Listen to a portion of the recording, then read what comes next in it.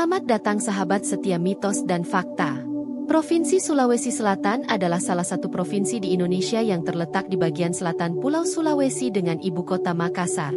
Selain terkenal dengan keindahan alam dan kekayaan budaya, Sulawesi Selatan juga memiliki berbagai cerita rakyat yang telah diwariskan secara turun-temurun.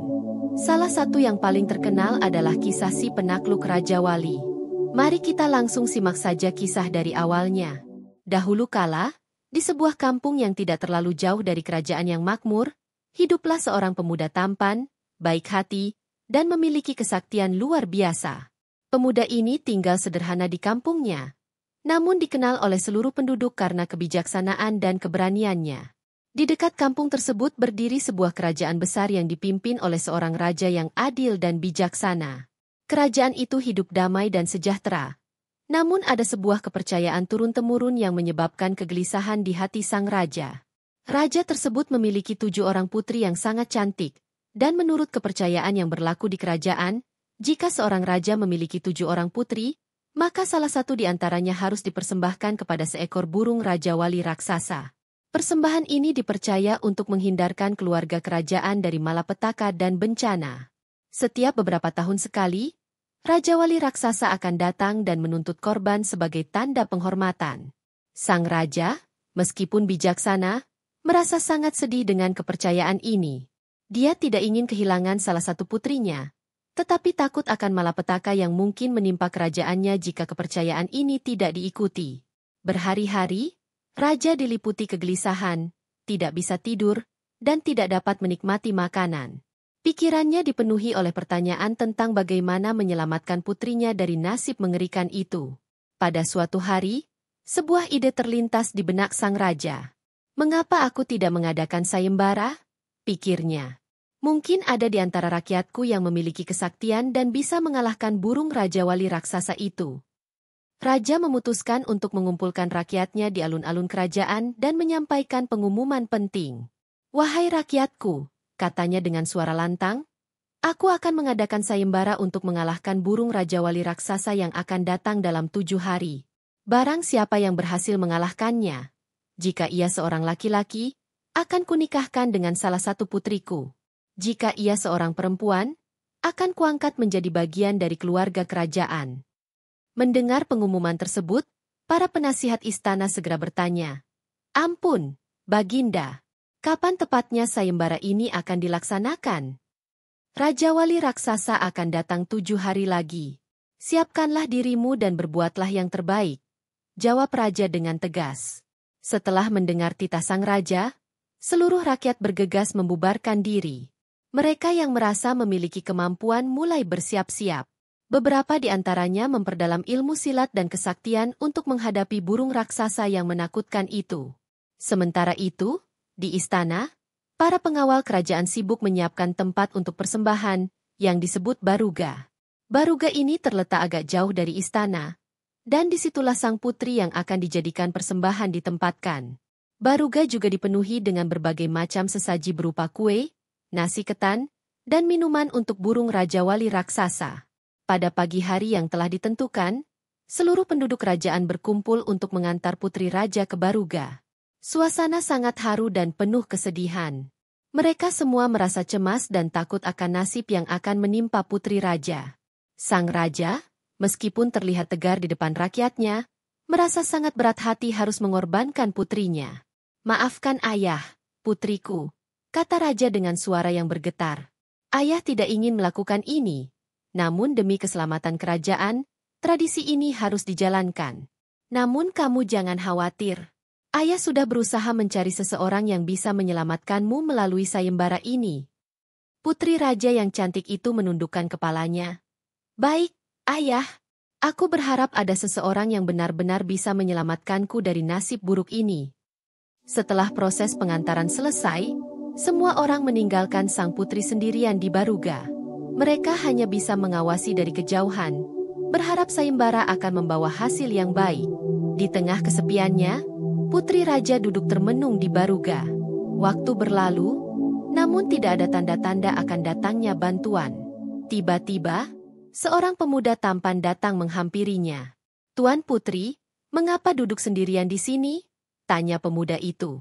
Aku sedang menunggu maut, jawab sang putri lirih. Apa maksudmu, Tuan Putri? Mengapa kau menunggu kematian? Siapa yang ingin mencelakaimu? Mendengar penuturan putri raja, pemuda tersebut merasa sangat iba. Dia pun menawarkan diri untuk melindungi sang putri dari bahaya Raja Wali raksasa. Awalnya, putri raja menolak tawaran pemuda itu karena tidak ingin menyeret orang lain dalam masalahnya. Namun, setelah mendengar keyakinan dan tekad pemuda tersebut, akhirnya putri raja mengizinkannya untuk tetap tinggal dan menemaninya. Waktu terus berlalu, dan sang pemuda yang duduk menjaga putri raja mulai merasa kantuk hingga akhirnya tertidur. Putri raja yang masih terjaga, diam-diam mengamati pemuda itu. Semoga dia benar-benar bisa menyelamatkanku dari si Raja Wali raksasa, gumamnya dalam hati. Beberapa saat kemudian, dari kejauhan, putri raja melihat seekor burung raksasa terbang mendekati Baruga. Raja Wali raksasa yang ditakuti itu telah datang. Dengan panik, putri raja membangunkan pemuda yang sedang tertidur. Tuan bangun, burung Raja Wali raksasa sudah datang, seru sang putri. Pemuda itu terbangun dan segera bersiap-siap menghadapi makhluk raksasa tersebut.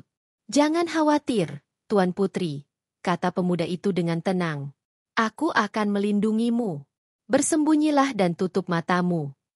Pemuda tersebut mengambil sebuah badik, senjata tradisional Sulawesi, dan seutas tali ajaib. Ketika Raja Wali raksasa semakin mendekat, pemuda itu segera mengarahkan tali ajaibnya untuk mengikat burung tersebut. Raja Wali raksasa meronta-ronta, berusaha keras melepaskan diri, namun tali ajaib itu sangat kuat. Meski demikian, tali ajaib itu mulai kewalahan menghadapi kekuatan Raja Wali. Tuan, aku sudah tidak kuat lagi. Burung ini terlalu kuat. Tolong aku, jerit tali ajaib itu. Tanpa membuang waktu, pemuda itu segera menghunus badik ajaibnya dan menikam burung Raja Wali raksasa tepat di jantungnya.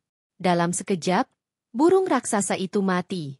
Semua peserta sayembara yang menonton dari kejauhan kagum dengan keberanian pemuda tersebut.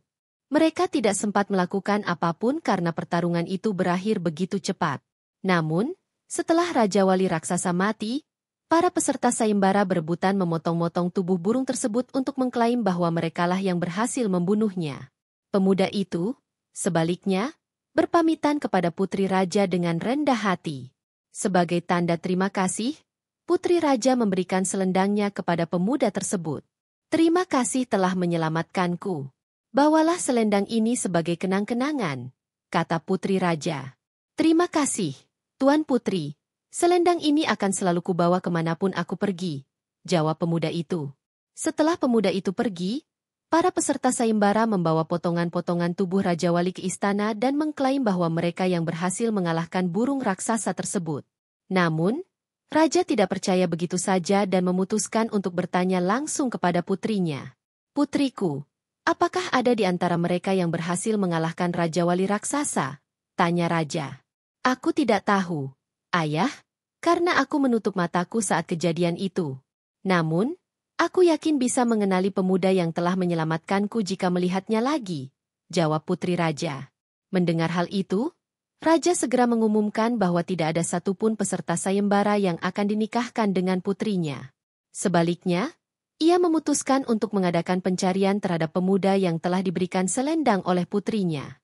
Setelah berhari-hari mencari, akhirnya pemuda tersebut ditemukan sedang menjalani kehidupannya dengan sederhana di kampung halaman. Ia diundang ke istana oleh para patih kerajaan atas titah raja, dan kemudian dinikahkan dengan sang putri sebagai hadiah atas keberaniannya. Kehidupan mereka pun berjalan dengan bahagia hingga akhir hayat.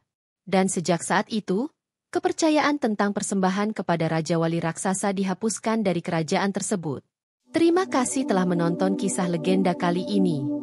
Jangan lupa untuk like, komen, share, dan subscribe channel Mitos dan Fakta ini. Aktifkan juga lonceng notifikasi agar Anda tidak ketinggalan video-video menarik lainnya. Sampai jumpa di cerita video selanjutnya dan teruslah bangga dengan warisan budaya Nusantara.